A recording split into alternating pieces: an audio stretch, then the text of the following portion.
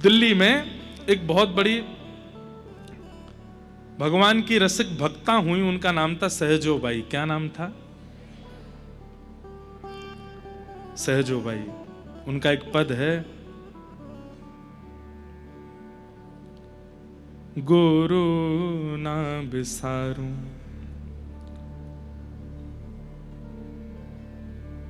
गुरु ना बिसारूं, मैं राम तज डारूं। क्या कह रही हैं? गुरु ना बिसारूं, मैं राम तज डारूं। मैं ठाकुर जी को छोड़ दूंगी पर गुरु जी को नहीं छोड़ सकती। ऐसी भक्ति उनकी अपने गुरु के प्रति। उनके जो गुरु जी थे, सहजोबाई के गुरु जी, उन्हीं के ही 332वें प्राकट्य दिवस की कथा करके आए हैं अभी हम यहां जयपुर में। श्री श्याम चरण दास जी महाराज, सहजोबाई के गुरु जी। लोग सहजोबाई बहुत प्रसिद्ध हैं, आप में से कई लोग जानते भी होंगे। पहली महिला साधु थी हमारे भारत की सहजोबाई, महंत थी, और उनको प्रत्यक्ष ठाकुर जी के दर्शन हुए।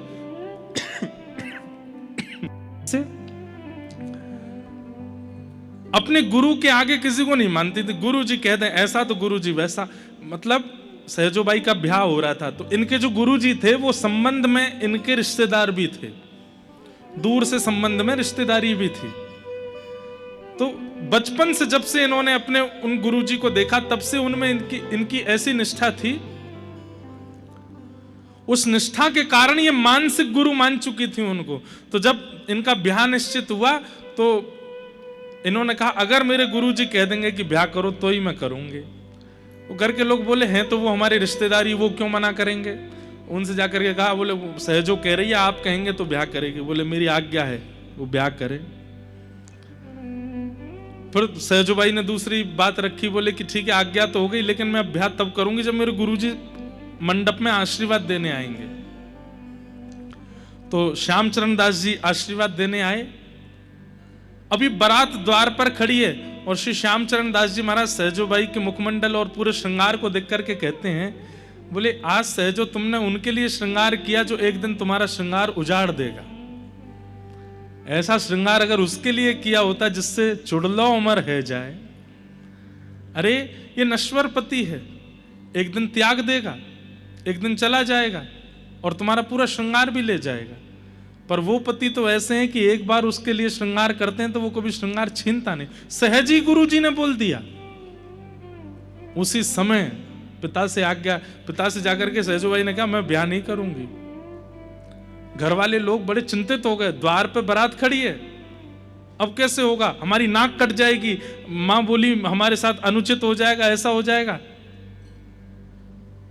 लेकिन तभी जैसे ही द्वार से बारात भीतर आई तो जो दूल्हा जिससे ब्याह होने वाला था वहीं बारात में बैठे बैठे उसके प्राण चले गए। कोई रोग था उसको, पूर्व से गुरु जी को अनुभव हो गया था। और वो घर वाले तो जबरदस्ती बस ब्याह कर रहे थे कि जल्दी ये गृहस्थाश्रम में चला जाए, किसी को रोग का पता ना चले और हमारे बेटे का भी ब्याह हो जाए, वंश आगे बढ़ जाए। लेकिन गुरु जी पहले ही परख लिए और ब्याह मंडप में पहुंचा नहीं दूल्हा, उससे पहले तो उसी रोग से उसके प्राण चले गए। उसी दिन ऐसा वैराग्य आया उनके चित्त में कि जो गुरु मेरा भविष्य देख लेते हैं, उन्हीं गुरु को आश्रित हो गई सहजोबाई। और कैसी आश्रित हुई, गुरु जी को सर्वस्व मानती हैं। मैं पद खोल लूं उनका, बहुत सुंदर पद है। गुरु ना बिसारूं, मैं राम तज डारूं। तो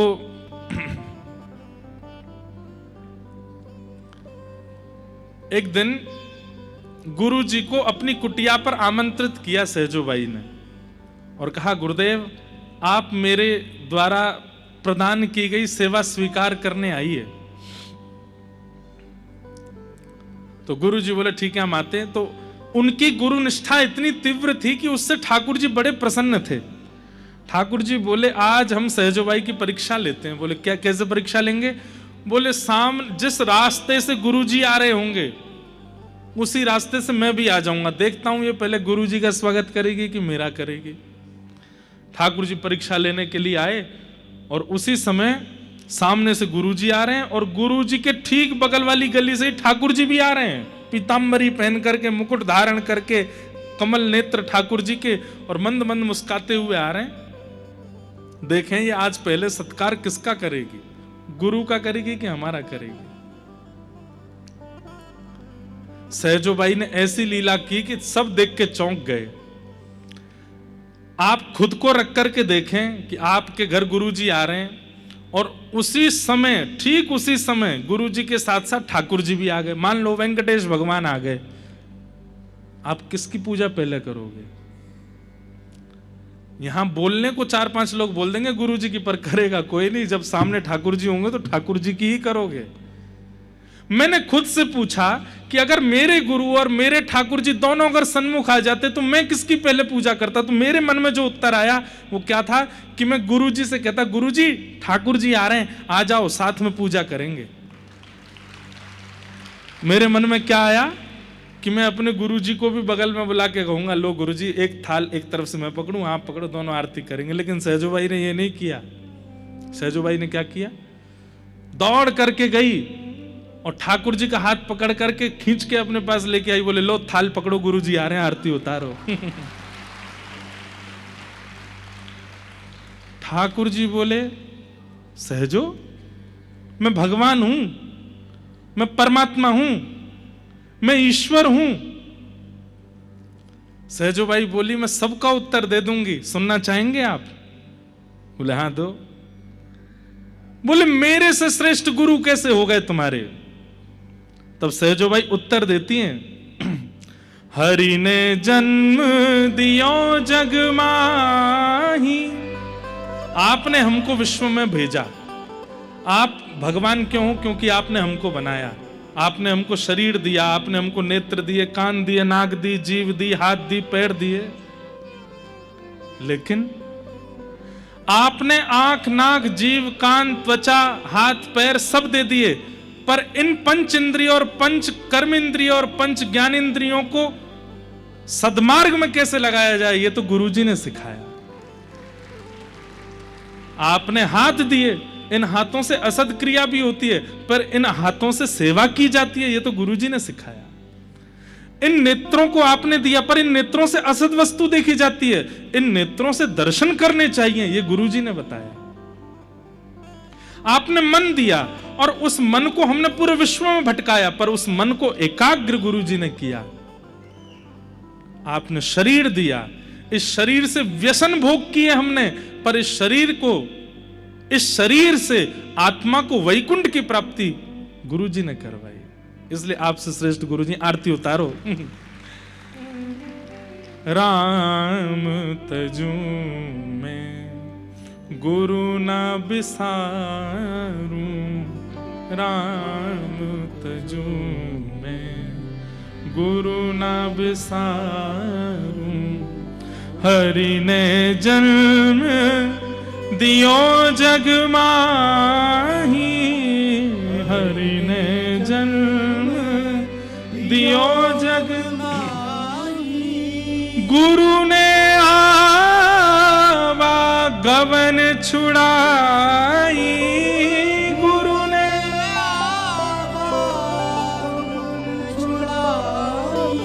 और सहजोबाई ये नहीं कहती कि आपने पंच ज्ञान इंद्रिय दी। सहजोबाई क्या कहती है? बोले आपने तो 5 चोर दिए थे हमको। कौन? बोले आंख, नाक, जीभ, कान। ये क्या है? वो चोर ही तो हैं। हलवाई की दुकान से इनका मन होता है कि बिना पैसे दिए रसगुल्ला खा लें। नेत्र तो वास्तविक चोर हैं। कोई सुंदर सामने आ जाए तो उसको ऐसे अपलक नेत्रों से बिना उसकी आज्ञा से देखने लग जाते हैं। ये पंच चोर आपने दिए। हरि ने 5 चोर दिए साथा, हरि ने 5 चोर दिए साथा, गुरु ने लई लुटाए अनाथा, गुरु ने लई लुटाए अनाथा। इन 5 चोरों को इनको लुटा करके ये जो अनाथ थे इनको सनाथ बना दिया। आपने तो ये चोर बना के भेजे थे, पर इनकी चोरी छुड़वाई किसने? गुरुजी ने। इसलिए गुरुजी श्रेष्ठ है। और पहली बार ऐसा हुआ इस धराधाम पर कि गुरुजी आ रहे हैं और एक तरफ से थाल सहजों ने पकड़ा और एक तरफ से ठाकुर जी पकड़ करके गुरुजी की आरती कर रहे हैं। ऐसे सहजो भाई, गुरु ना राम तजू मैं गुरु ना बिसार। तो वैद्यम वास्तव मत्र वस्तु शिवदम, मैं किस लिए कह रहा था कि भाग्यवान व्यक्ति वो नहीं है जो बहुत धन कमा ले, ऐश्वर्य कमा ले, नाम कमा ले, यश कमा ले। ये कमाना अगर भाग्यवान होता ना तो अमेरिका में सबसे पैसे वाला आदमी रहता है विश्व का, वो लक्ष्मी पूजा नहीं करता होगा पर सबसे पैसे वाला है, उसके ऊपर लक्ष्मी की कृपा सबसे ज्यादा है। तो लक्ष्मी का मतलब धन नहीं होता आपके पास, लेकिन हाँ निश्चित है अमेरिका में रहने वाला सबसे धनवान व्यक्ति उसने एक भी रसिक संत का दर्शन नहीं किया होगा। देखा जाए तो महाकंगाल है। हम आप सब लोग धनी हैं क्योंकि ऐसे ऐसे रसिकाचार्यों के, ऐसे ऐसे महापुरुषों के, ऐसे ऐसे भगवत प्राप्तों के हमको दर्शन होते हैं। मैया तेरे पांव पड़ूं एक बार हरि बोल, ओ मेरे भैया तेरे पांव पड़ूं एक बार हरि बोल, अरे